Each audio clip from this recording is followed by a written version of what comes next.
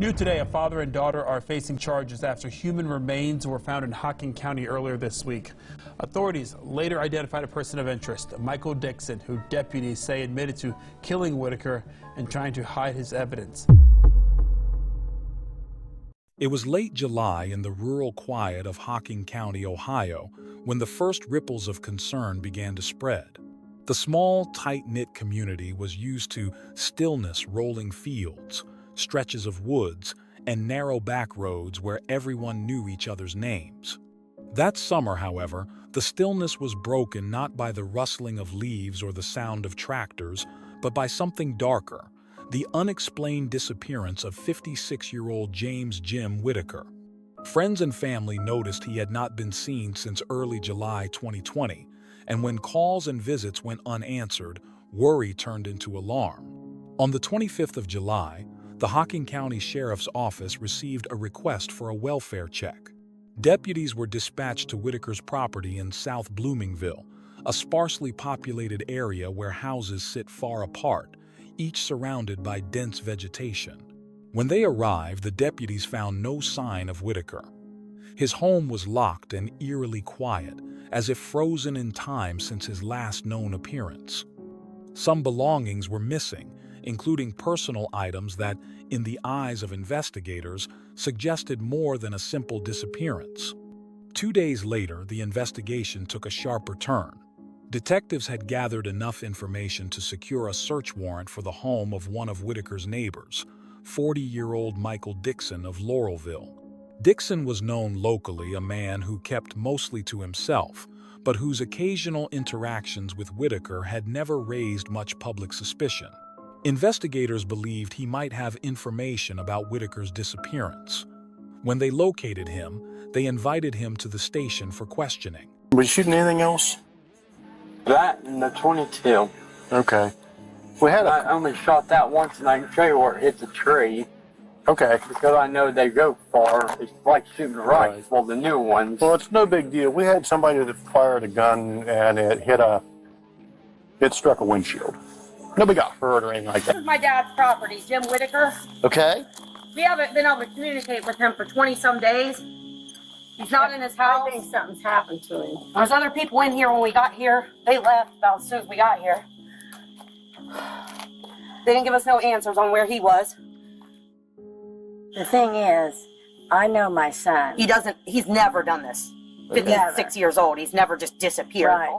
What began as a routine interview quickly transformed into something far more serious.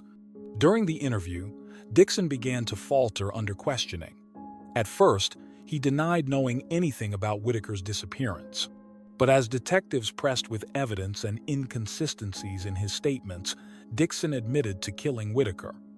The room grew heavier as he described in halting detail what he had done. He claimed it happened on Whitaker's property, and that afterward he attempted to conceal the crime.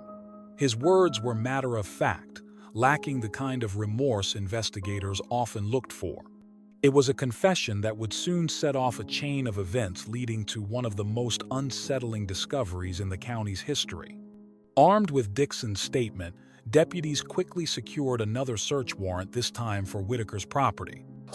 Pointing the barrel towards that. Use that. This was it. Say, this is the barrel like that. It was right there. Was it laying on him? Right there. So where's the butt of the gun? Right there. That's the butt of the gun. I took when I come up here, and I took my over that way. Kicked it out, and then what? And then I reached down, and like I told you, and seen if he had any pulse. Okay. And then what'd you do? Where was Melody? Over there. Right about where that baseball bat's at. They returned to South Bloomingville, the landscape now under the watchful eyes of law enforcement vehicles and crime scene investigators. Their search led them to an area on the property where the earth looked disturbed. There, they unearthed human remains.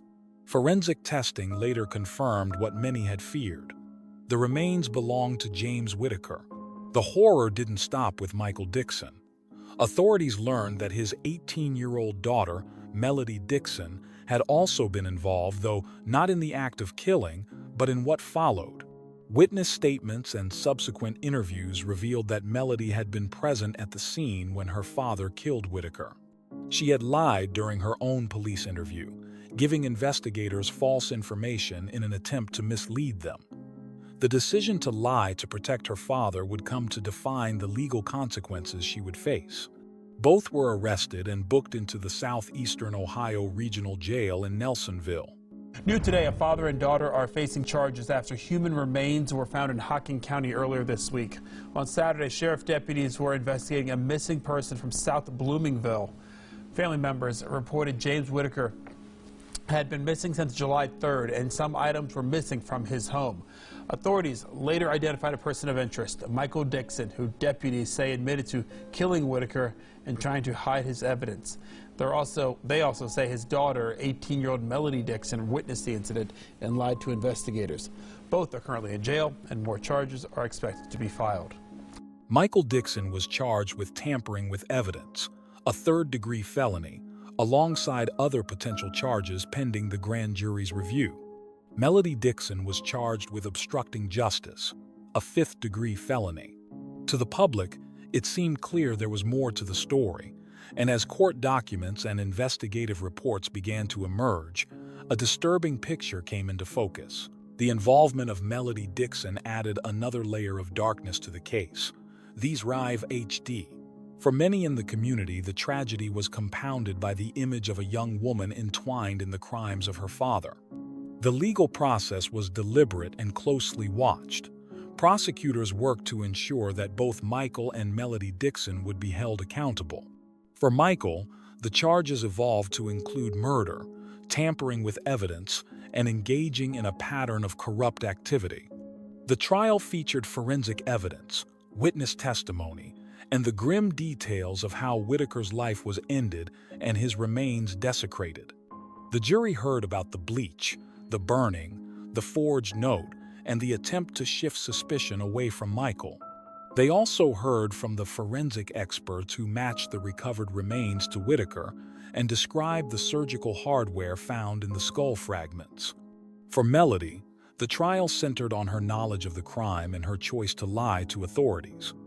Prosecutors argued that she had every opportunity to come forward, but instead chose to obstruct justice.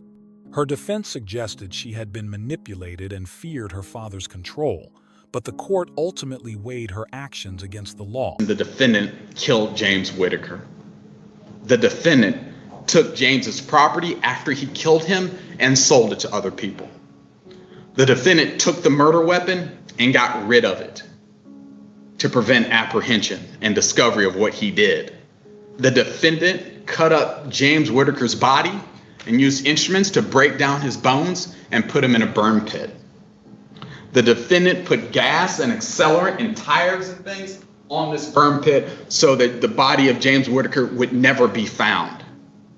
The defendant went through that pile, picked out teeth and other remains that didn't decompose and weren't burned up to discard them so they would not later be discovered. And when anyone asked him about this, the defendant just told lies. Just told lies until he was confronted with the truth. In 2021, the verdicts were delivered. Michael Dixon was sentenced to life in prison without the possibility of parole for the murder of James Whitaker. Additional convictions for tampering with evidence and engaging in a pattern of corrupt activity brought more time, ensuring he would never walk free again. Melody Dixon was sentenced to 9 years in prison for obstruction of justice and tampering with evidence. The sentences reflected not only the gravity of the crimes, but the community's demand for justice. The impact of the case rippled through Hocking County long after the courtroom drama ended. This was a place where violent crimes of such brutality were rare, and the betrayal felt deeper because it had come from neighbors. People spoke of Whitaker as a man who didn't deserve the fate he met, whose trust had been exploited. The details, the gunshot, the bleach, the fire, the forged note became grim markers in local memory. Law enforcement officers involved in the case later described it as one of the most disturbing investigations of their careers. In the end, the truth surfaced, but the memory lingered of a summer when a father and daughter shattered trust and proved that even the quietest places can hide deep tragedy.